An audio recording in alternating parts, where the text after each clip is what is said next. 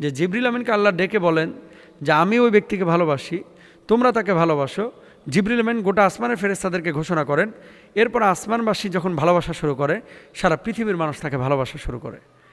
তাহলে এই সমস্ত জিনিস যখন ঘটবে আপনি জানবেন আল্লাহ আপনাকে ভালোবাসেন।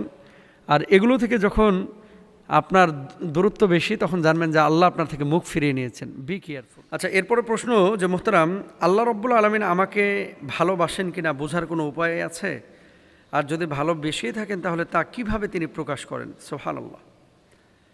আবু হুরায়রা রাদিয়াল্লাহু তাআলা আনহু থেকে বর্ণিত হাদিস, নবীজি সাল্লাল্লাহু আলাইহি ওয়াসাল্লাম বলেছেন, নিশ্চয় আল্লাহ তাআলা বলেছেন, যে ব্যক্তি আমার কোনো বন্ধুর সাথে শত্রুতা পোষণ করবে আমি তার সাথে যুদ্ধ ঘোষণা করলাম। আর বান্দা আমার যে সমস্ত কাজের মাধ্যমে নিকটবর্তী হয় সেগুলো হলো আমি তার উপরে যা কিছু ফরজ করেছি তা ফরজ ইবাদত সমূহ সে পালন করে, আর আমার বান্দা নফল ইবাদতের মাধ্যমে আমার নৈকট্য লাভ করে, এমনকি তখন আমি তাকে ভালোবাসতে শুরু করি। শোনেন, এক নম্বর হচ্ছে আল্লাহর যে বিধানগুলো দিয়েছে, মানে বৈধ হালাল যে জিনিসগুলো আল্লাহ করতে বলেছেন, যদি আপনি কন্টিনিউয়াস এগুলোকে করেন, ধরেন নামাজটা ঠিকমতো পড়ছেন, রোজা ঠিকমতো করছেন, হালাল জীবনযাপন করছেন, এই যে সৎ কাজের সদিচ্ছা এবং বাস্তবায়নের তৌফিক যদি আল্লাহ রাব্বুল আলামিন আপনাকে দেয় তাহলে জানবেন যে আল্লাহ আপনাকে ভালোবাসেন। এক নম্বর। দুই নম্বর, আল্লাহর ওলিদের সঙ্গে শত্রুতা করা ভয়াবহ অপরাধ। সুতরাং কোনো নেককার ব্যক্তি, আলেম ওলামা অথবা যে আল্লাহকে ভালোবাসে তার প্রতি যদি আপনার বিরূপ চিন্তা চেতনা এবং মনোভাব কাজ করে, এবং কোরআনকে যারা মহব্বত করে, ভালোবাসে, পছন্দ করে, এদের সাথে যদি আপনার শত্রুতা একটা ভাব আসে বা তাদেরকে যদি আপনার দেখেই বিরক্তি লাগে, আল্লাহর ওলিদেরকে, আল্লাহওয়ালাদেরকে, জানতে হবে যে আল্লাহ তাআলা আপনাকে পছন্দ করেন না, আল্লাহ আপনাকে ভালোবাসেন না। এই জন্য আপনার হৃদয়ের মধ্যে ওই নেফাক দিয়ে দিয়েছে। নাউযুবিল্লাহ।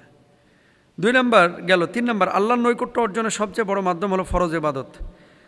ফরজ ইবাদতের প্রতি যদি আগ্রহটা এবং মসজিদমুখী যদি আপনি হয়ে থাকেন তাহলে জানবেন যে আল্লাহ তাআলা আপনাকে ভালোবাসেন।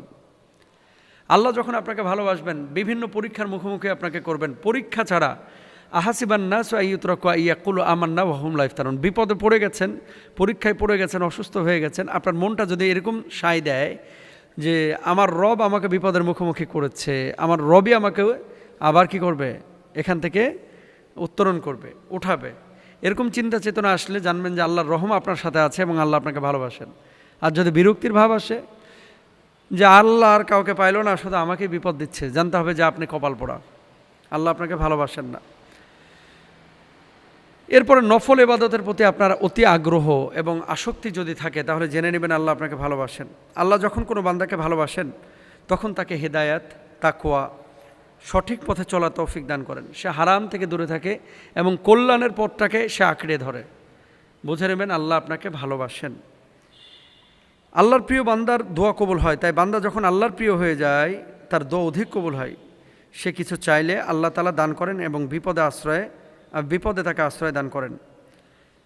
এরপরে দেখেন, ইন্নামা ইয়াতাকাব্বালুল্লাহু মিনাল মুত্তাকিন। আপনি যে কোনো কাজ করছেন আল্লাহ তাআলা সেটা কবুল করবেন যদি তাকওয়া হৃদয়ে, আপনার হৃদয়ে আল্লাহর ভয় থাকে। যে কোনো কাজ করতে গেলেই প্রথমেই মনে হচ্ছে এটা কি জায়েজ নাকি না জায়েজ, জেনে নেবেন যে আল্লাহ তাআলা আপনাকে ভালোবাসেন। এগুলো হচ্ছে সিমটম।